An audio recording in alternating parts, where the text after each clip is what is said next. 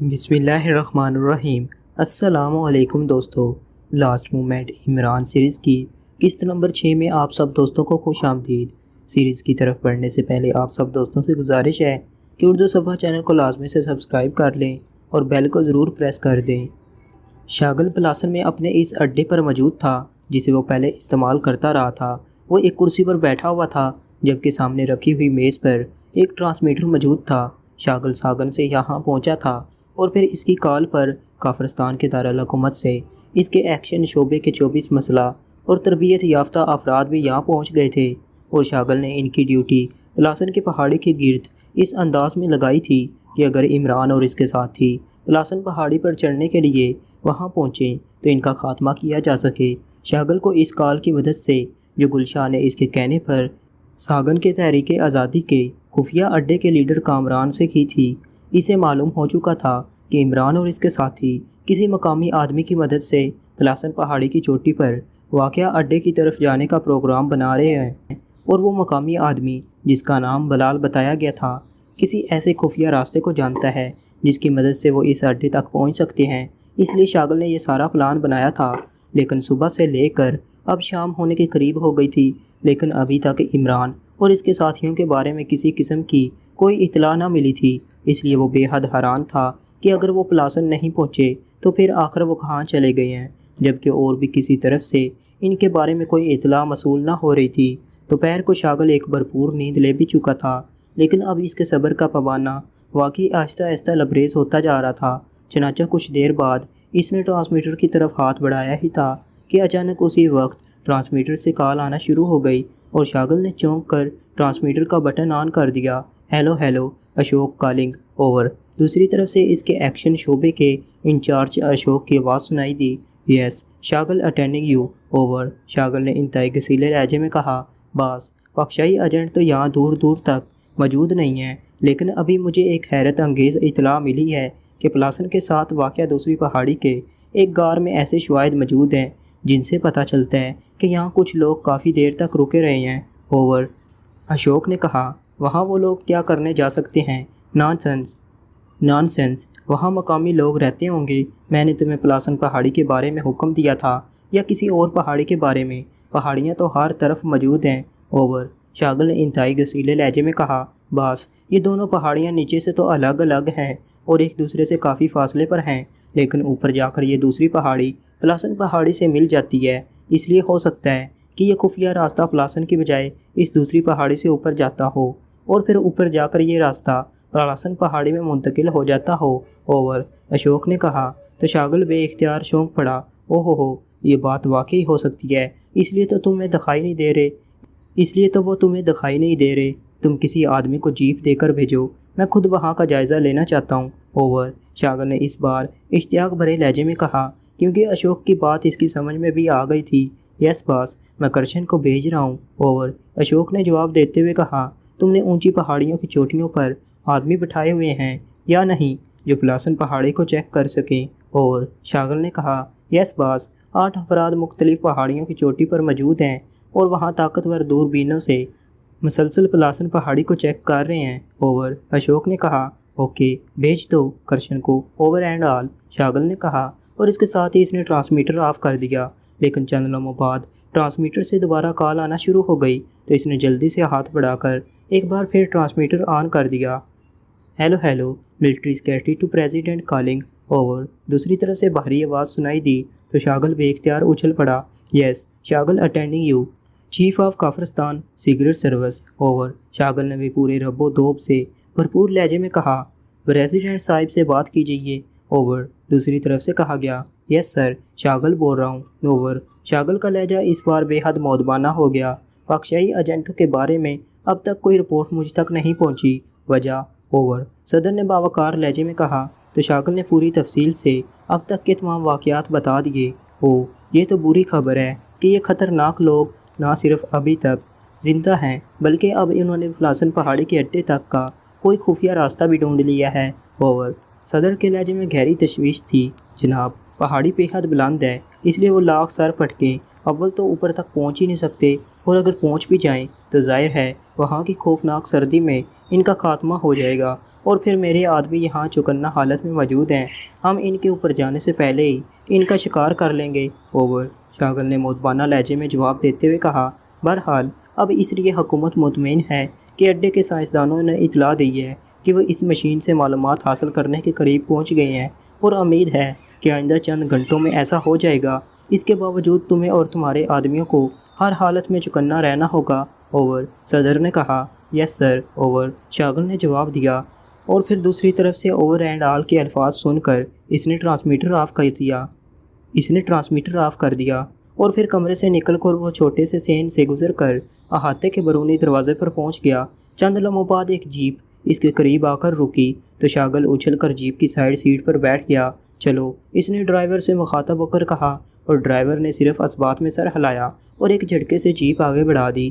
مختلف پہاڑی راستوں سے گزرنے کے بعد وہ ایک پہاڑی کے دامن میں پہنچے تو ڈرائیور نے جیپ روک دی۔ شاغل اچھل کر نیچے اترا تو ایک طرف موجود اشوک نے تیزی سے آگے بڑھ کر اسے سلوٹ کیا۔ کہاں ہے وہ غار؟ دکھاؤ مجھے، شاغل نے کہا۔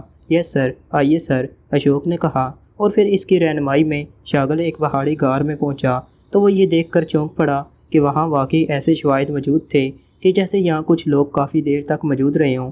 کیا یہاں سے کوئی ایسی چیز ملی ہے کہ جس سے یہ بات کنفرم ہو سکے کہ پاک شاہی ایجنٹ یہ آ رہے ہیں؟ شاغل نے پوچھا۔ نو سر، البتہ فوجی بوٹوں کے نشانات ضرور موجود ہیں، اشوک نے جواب دیا۔ پھر یہ بھی ہو سکتا ہے کہ یہاں کافرستانی فوج کے لوگ آرام کرتے رہے ہوں، شاغل نے منہ بناتے ہوئے کہا اور مڑ کر واپس دہانے کی طرف بڑھا۔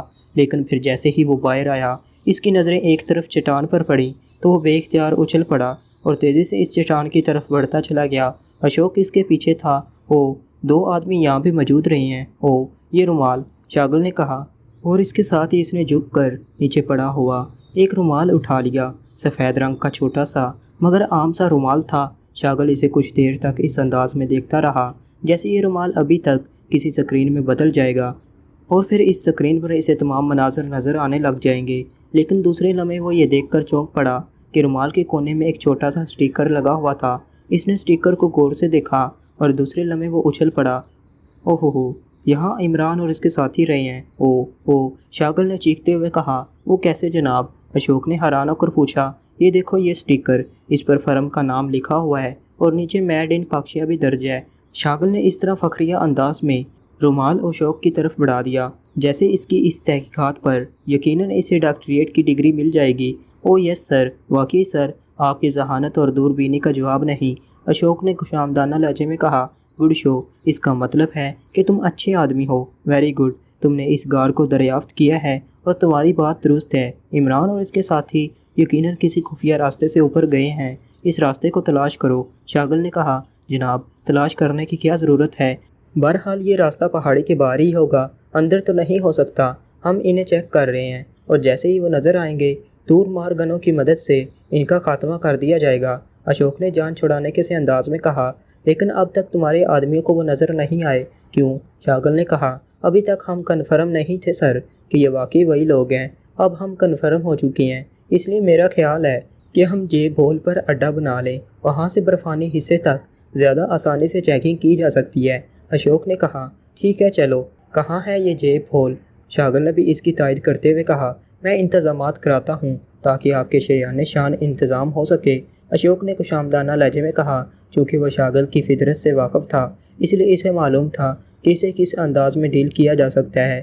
گڈ، تم واقعی اچھے آدمی ہو، ٹھیک ہے کراؤ انتظامات، میں اس دوران غار کا ایک بار پھر اچھی طرح جائزہ لے لوں، شاغل نے کہا اور تیزی سے واپس غار کے دہانے کی طرف بڑھ گیا۔ اس نے غار میں داخل ہو کر اس طرح غار کا جائزہ لینا شروع کر دیا جیسے اسے یقین ہو کہ وہ ابھی کسی پتھر کے پیچھے سے عمران کو دریافت کر لے گا۔ لیکن کافی دیر تک جائزہ لینے کے بعد جب کچھ نہ ملا تو اس نے ایک طویل سانس لیا اور پھر گائیڈ سے باہر آ گیا۔ اشوک وہاں موجود نہیں تھا اور نہ ہی وہ جیپ اور ڈرائیور کرشن موجود تھا۔ شاغل کو وہاں کھڑے ہوئے کافی دیر ہو گئی تو اشوک ایک طرف سے آتا دکھائی دیا۔ یہ جیپ کہاں گئی؟ شاغل نے اس سے پوچھا۔ سر، انتظامات کے لیے بھجوائی ہے، ابھی آنے والی ہے سر۔ میں نے مختلف پوزیشنوں پر اپنے گروپ کے آدمیوں کو آپ کے جیب ہول پر مرکز بنانے اور وہاں موجود رہنے کی اطلاع دینے گیا تھا تاکہ انہیں معلوم ہو سکے کہ آپ بنفس نفیس وہاں موجود ہوں گے، اشوک نے کہا۔ تو کیا پیدل چل کر گئے تھے تم؟ شاغل نے چونک کر پوچھا۔ نو سر، ادھر قریب ہی ہمارا سامان ہے اور ٹرانسمیٹر بھی، میں ٹرانسمیٹر پر اطلاع دینے گیا تھا، اشوک نے جواب دیا۔ تو شاغل نے اس بات میں سر ہلا دیا اور پھر تھوڑی دیر بعد جیپ بھی آ گئی۔ چلیے جناب، اشوک نے کہا۔ کیا تم میرے ساتھ نہیں چلو گے؟ شاغل نے حیرت بھرے لہجے میں کہا۔ یس سر، میں ساتھ جاؤں گا، لیکن سر آپ پہلے جیپ میں سوار ہوں گے تو میں سوار ہو سکتا ہوں، اشوک نے کہا۔ تو شاغل کے چہرے پر مسکراہٹ ریگنے لگی۔ گڈ، تم واقعی اچھے آدمی ہو، اگر تم نے یہاں کوئی کارکردگی دکھائی تو میں تمہیں اپنا نمبر 2 بھی بنا سکتا ہوں، شاغل نے جیپ کی سائیڈ سیٹ پر بیٹھتے ہوئے کہا۔ تھینک یو سر، اشوک نے پچھلی سیٹ پر بیٹھتے ہوئے کہا۔ چلیے سر، ڈرائیور نے کہا۔ چلیں سر، ڈرائیور نے کہا۔ ہاں چلو، کیا میرا سامان لے لیا گیا ہے نا؟ اشوک نے ڈرائیور سے مخاطب ہو کر کہا۔ یس سر، ڈرائیور نے جواب دیا، اور اس کے ساتھ ہی اس نے جیپ آگے بڑھا دی اور پھر تقریباً 1 گھنٹے کی انتہائی خطرناک اور تنگ راستے پر جیپ جلانے کے بعد ایک موڑ پر لے جا کر ڈرائیور نے جیپ روک دی۔ کیا ہوا؟ شاغل نے حیرت بھرے لہجے میں کہا۔ سر، یہاں سے پیدل اوپر جانا ہوگا، ڈرائیور نے کہا۔ تو شاغل نے اس بات میں سر ہلا دیا اور پھر جیپ سے نیچے اتر آیا۔ عقبی طرف سے اشوک بھی نیچے آ گیا۔ تم سامان لے آؤ کرشن، اشوک نے ڈرائیور سے کہا۔ یس سر، ڈرائیور نے جواب دیا اور جیپ سے نیچے اتر کر جیپ کی عقبی طرف مڑ گیا۔ آئیے سر، اشوک نے کہا اور شاغل نے اس بات میں سر ہلا دیا۔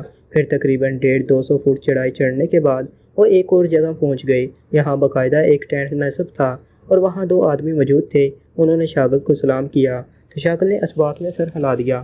سر دیکھیے، یہاں سے پلاسن پہاڑی کا منظر کس قدر واضح نظر آ رہا ہے، اشوک نے پلاسن پہاڑی کی طرف اشارہ کرتے ہوئے کہا۔ ہاں اچھا ہے، شاغل نے کہا اور پھر وہ ٹینٹ میں داخل ہو گیا۔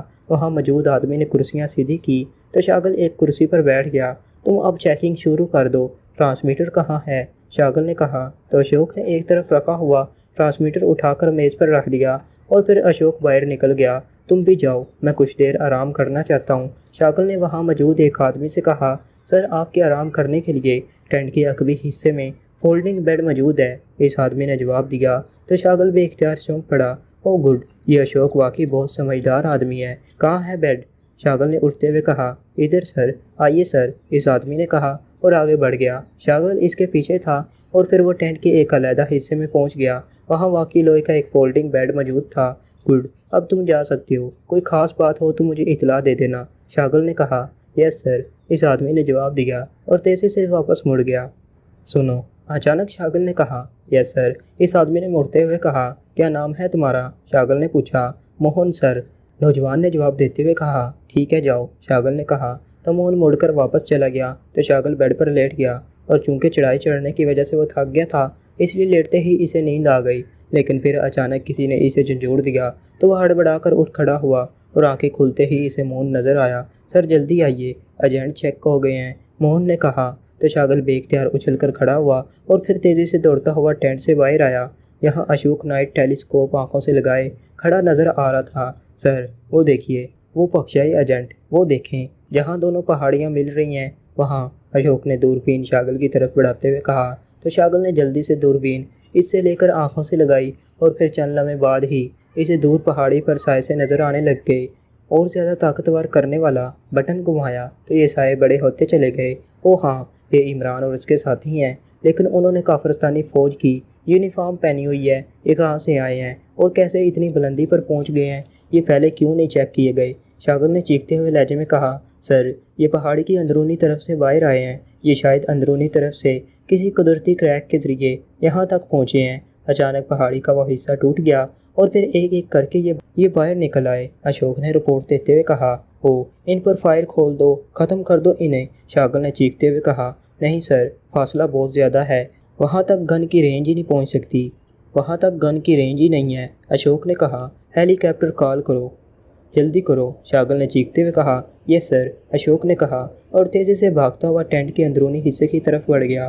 شاغل اب خاموش کھڑا غور سے انہیں دیکھ رہا تھا۔ وہ آہستہ آہستہ اور انتہائی متاحت انداز میں آگے بڑھ رہے تھے۔ میں ابھی تمہارا شکار کھیلوں گا، ابھی فکر مت کرو، اس بار تمہاری موت یقینی ہے، شاغل نے بڑبڑاتے ہوئے کہا۔ سر اس علاقے میں ہیلی کاپٹر کی پرواز ممنوع ہے، اچانک اشوک نے واپس آ کر کہا۔ کیا کہہ رہی ہو؟ ہم یہ ہیلی کاپٹر دشمن کے خاتمے کے لیے طلب کر رہے ہیں، کون ہے جس نے یہ جرت کی ہے، بولو، شاغل نے یک لخت غصے سے چیختے ہوئے کہا۔ ایئر فورس سینٹر، ساگن کے ایئر کمانڈر نے، جناب، اشوک نے مودبانہ لہجے میں کہا، چلو میرے ساتھ، میں دیکھتا ہوں کہ وہ کیسے انکار کرتا ہے۔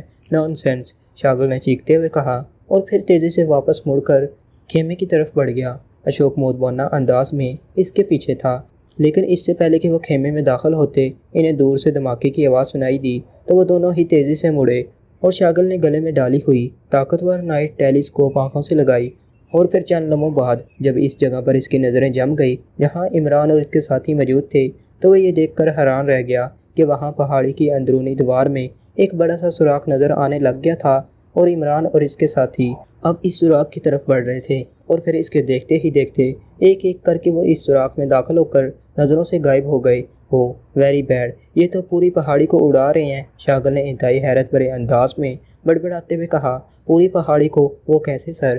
اشوک نے حیران ہو کر کہا، وہ پہاڑی میں سوراخ کر کے باہر آئے ہیں اور اب سوراخ کر کے واپس اندر چلے گئے ہیں۔ یہ پہاڑی یقیناً اندر سے کھوکھلی ہوگی اور وہ لازماً اندر بم نصب کر کے واپس آ جائیں گے اور پھر پوری پہاڑی کو اڑا دیں گے، شاغل نے تیز لہجے میں کہا۔ او نہیں جناب، یہ کیسے ہو سکتا ہے کہ اتنی بڑی پہاڑی کو مکمل طور پر اڑایا جا سکے؟ نہیں سر، ایسا تو ناممکن ہے، اشوک نے کہا۔ کیا مطلب؟ کیا تم سمجھتے ہو کہ میں احمق ہوں؟ کیوں؟ شاغل نے غصے کی شدت سے چیختے ہوئے کہا۔ نہیں سر، میرا خیال ہے کہ پوری پہاڑی اندر سے کھوکھلی نہیں ہے، البتہ یہ ہو سکتا ہے کہ کوئی کریک اندر ایسا موجود ہو جو اوپر تک چلا گیا ہو، جس جگہ سے وہ باہر نکلے ہیں وہاں کریک بند ہو گیا ہوگا، اس لیے وہ باہر آ گئے، اور پھر جہاں سے کریک آگے شروع ہو رہا ہے وہاں سے وہ دوبارہ اندر داخل ہو گئے، اشوک نے مودبانہ لہجے میں کہا۔ ایسا بھی ہو سکتا ہے، لیکن اب کیا کیا جائے؟ کس طرح انہیں پکڑا جائے؟ اب تو ہیلی کاپٹر کی مدد سے بھی کچھ نہیں ہو سکتا، شاغل نے کہا۔ جناب، مواصلاتی سینٹر کے بارے میں تفصیلات معلوم کریں، ان کا اصل مقصد تو اسے تباہ کرنا ہے، اگر وہ تباہ نہیں ہو سکتا تو پھر جناب لا محالہ یہ واپس آئیں گے اور پھر انہیں آسانی سے ختم کیا جا سکتا ہے، اشوک نے کہا۔ وہ مجھے معلوم ہے، میں نے پہلے ہی معلوم کر لیا ہے، وہ ریڈ بلاکس کا بنا ہوا ہے، اس پر تو ایٹم بم بھی اثر نہیں کر سکتا، البتہ وہاں اب اندر موجود سائنسدانوں کو بہرحال ہوشیار کرنا ہوگا، آؤ میرے ساتھ، شاغل نے کہا، اور تیزی سے خیمے میں داخل ہو گیا۔ اس نے میز کے قریب موجود کرسی پر بیٹھ کر میز پر رکھے ہوئے ٹرانسمیٹر کی فریکوئنسی ایڈجسٹ کی اور پھر ٹرانسمیٹر کا بٹن آن کر دیا۔ Hello hello, Shaghal chief of Kafiristan, secret service calling, over, Shaghal نے بار بار کال دیتے ہوئے کہا۔ Yes, military secretary to president, over. چند لمحوں بعد دوسری طرف سے آواز سنائی دی، پریزیڈنٹ صاحب سے بات کرائیں، it is emergency, over, Shaghal نے کہا۔ یس سر، ویٹ فار کال، اوور، دوسری طرف سے کہا گیا۔ یس، اوور۔ چند لمحوں بعد صدر صاحب کی باوقار آواز سنائی دی، سر شاغل بول رہا ہوں، لاسن سے، انتہائی اہم بات سامنے آئی ہے، شاغل نے مودبانہ لہجے میں کہا، اور پھر اس نے عمران اور اس کے ساتھیوں کے پہاڑی سے باہر آنے اور پھر بلندی پر جا کر دوبارہ اندر جانے کی پوری تفصیل بتا کر اوور کہہ دیا۔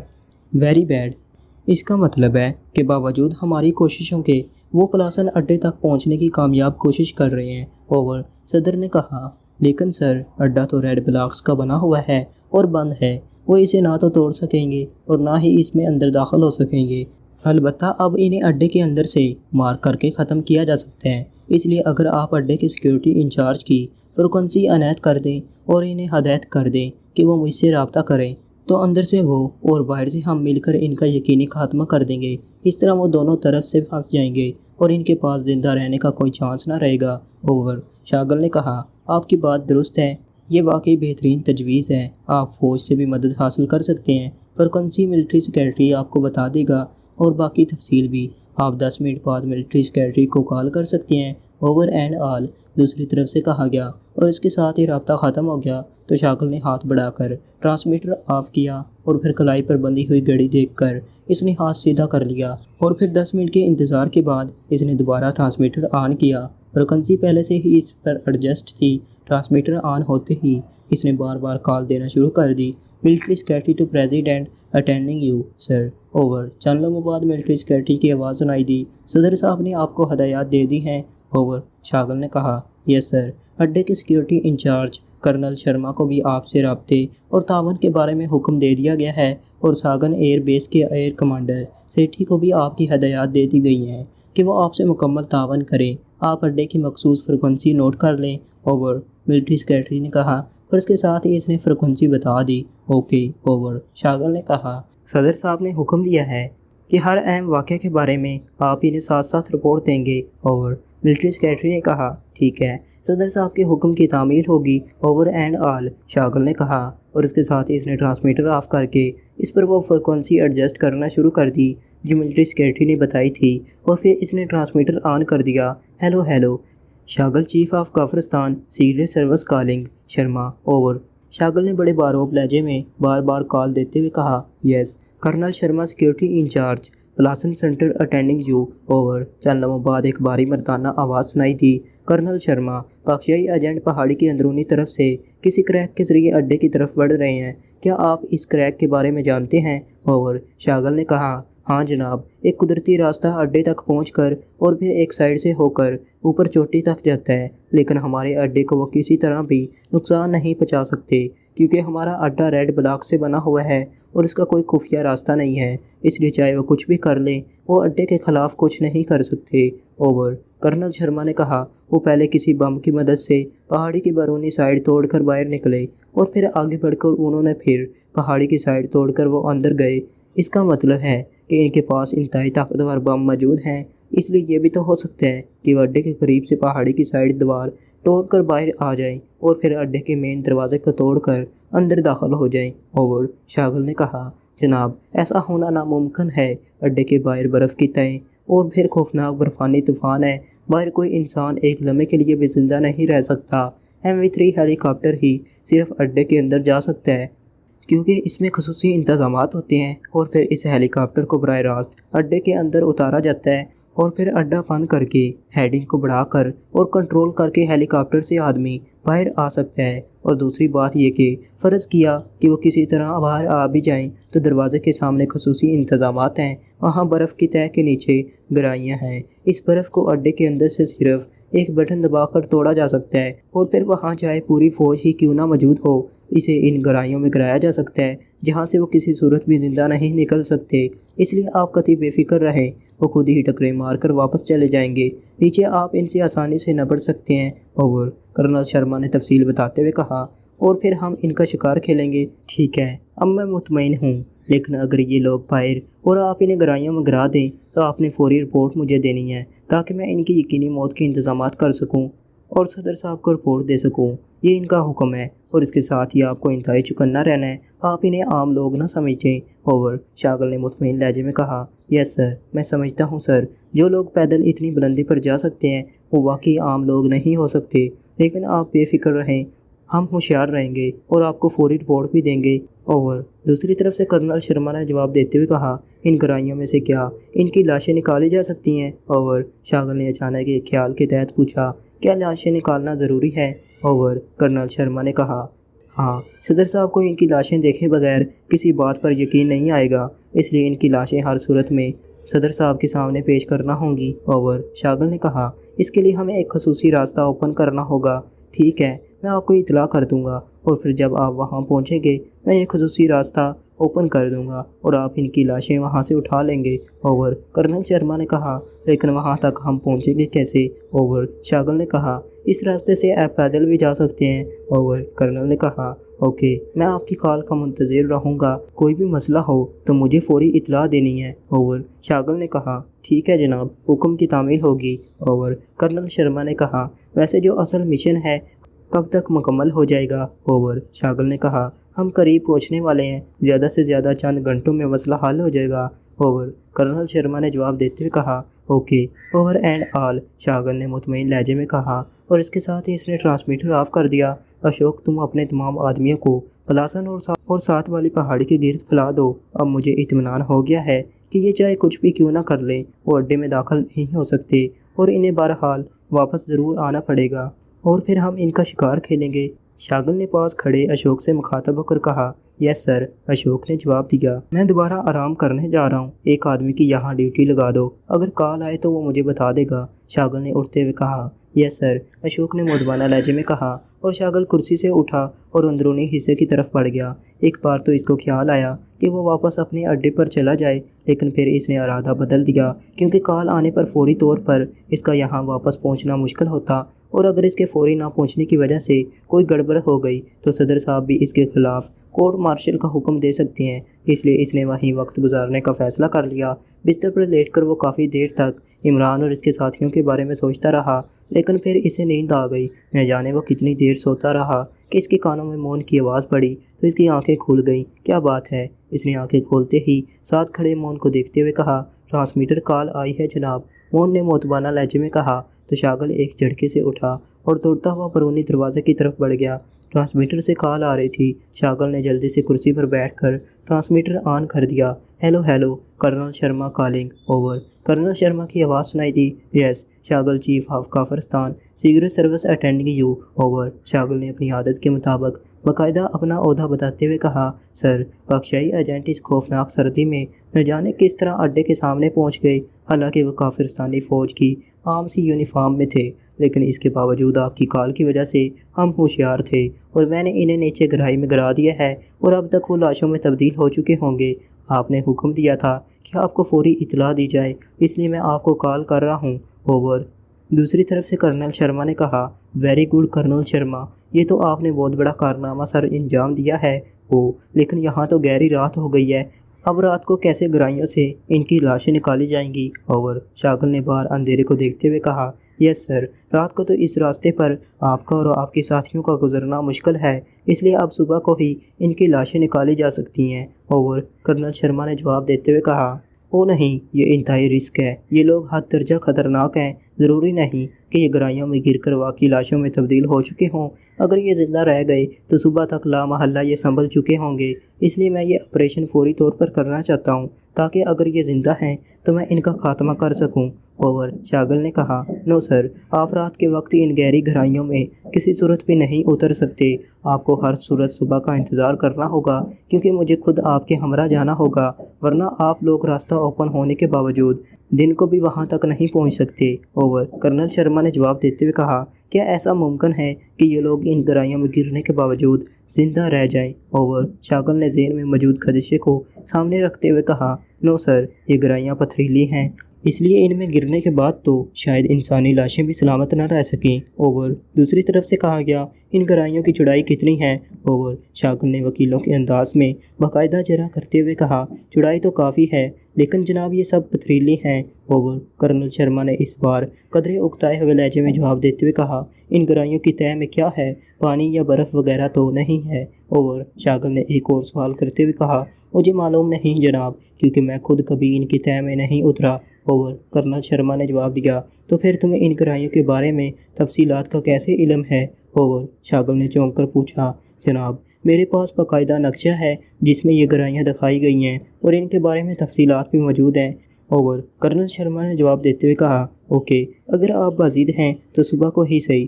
لیکن یہ راستہ کہاں سے اوپن ہوگا اور مجھے کس چیز پر وہاں پہنچنا ہوگا، اوور۔ شاغل نے کہا، جناب، یہ خصوصی راستہ پلاسن پہاڑی کی جڑ سے اوپن ہوتا ہے، اوور۔ کرنل شرما نے کہا، تو پھر تم کیسے نیچے آؤ گے، اوور۔ شاغل نے چونک کر پوچھا، میرے پاس خصوصی ایئر پیراشوٹ موجود ہے جناب، جس کی مدد سے میں آسانی سے نیچے آ سکتا ہوں اور واپس اوپر جا سکتا ہوں، اوور۔ کرنل شرما نے کہا تو شاغل بے اختیار اچھل پڑا، ایئر پیراشوٹ وہ کیا ہوتا ہے، اوور۔ شاغل نے حیران ہو کر پوچھا، جناب، یہ غبارے کی طرز کا خصوصی پیراشوٹ ہوتا ہے، اس میں خصوصی انداز میں ہوا بھری جاتی ہے تو یہ 10-12 آدمیوں کو اٹھا کر 20-25 ہزار فٹ کی بلندی تک سیدھا جا سکتا ہے اور پھر نیچے بھی اتر سکتا ہے، یہ خصوصی پیراشوٹ ایمرجنسی کے لیے ایکریمیا سے منگوائے گئے ہیں، اوور۔ کرنل شرما نے کہا، اوکے، آپ صبح کو راستہ اوپن کر کے ایئر پیراشوٹ سے نیچے آئیں گے اور ہم نیچے آپ کا انتظار کریں گے، اوور۔ شاغل نے کہا، یس سر، اوور۔ اس بار کرنل شرما نے قدرے اطمینان بھرے لہجے میں کہا اور شاغل نے اوور ہینڈ ایل کہہ کر ٹرانسمیٹر آف کر دیا۔ ایک بار اسے خیال آیا کہ وہ صدر صاحب کو اس بارے میں اطلاع کر دے، لیکن پھر اس نے ارادہ بدل دیا، وہ عمران اور اس کے ساتھیوں کی لاشیں اپنے قبضے میں لے کر ہی انہیں اطلاع دینا چاہتا تھا۔ وہ اشوک کی طرف مڑ گیا جو باہر ہی موجود تھا۔ اشوک، شاغل نے کہا، یس سر، اشوک نے مودبانہ لہجے میں جواب دیتے ہوئے کہا، لاسن پہاڑی کے گرد مکمل گھیرا ڈال دو۔ ہو سکتا ہے کہ یہ لوگ زندہ بچ گئے ہوں اور باہر نکلنے کی کوشش کریں۔ اگر ایسا ہو گیا تو تم نے ان کا خاتمہ کرنا ہے۔ شاغل نے کہا، یس سر، اشوک نے کہا، اور شاغل سر ہلاتا ہوا اٹھا اور واپس خصوصی کمرے کی طرف بڑھ گیا کیونکہ اسے بہرحال اب صبح تک انتظار تو کرنا ہی تھا۔ تو دوستو اس کے ساتھ ہی آج کی یہ قصہ یہیں ختم ہوتی ہے۔ لیکن دوستو ٹھہریے، کیا واقعی عمران اور اس کے ساتھی لاشوں میں تبدیل ہو چکے تھے یا نہیں؟ اور کیا وہ ان پتھریلی گہرائیوں میں گرنے کے باوجود زندہ بچے ہوں گے یا نہیں؟ یہ جاننے کے لیے لاسٹ مومنٹ عمران سیریز کی قسط نمبر 7 اردو صفحہ چینل پر دیکھنا نہ بھولیے۔ اس کے لیے اس چینل کو سبسکرائب کر لیں اور بیل کو ضرور پریس کر دیں۔ شکریہ اینڈ اللہ حافظ۔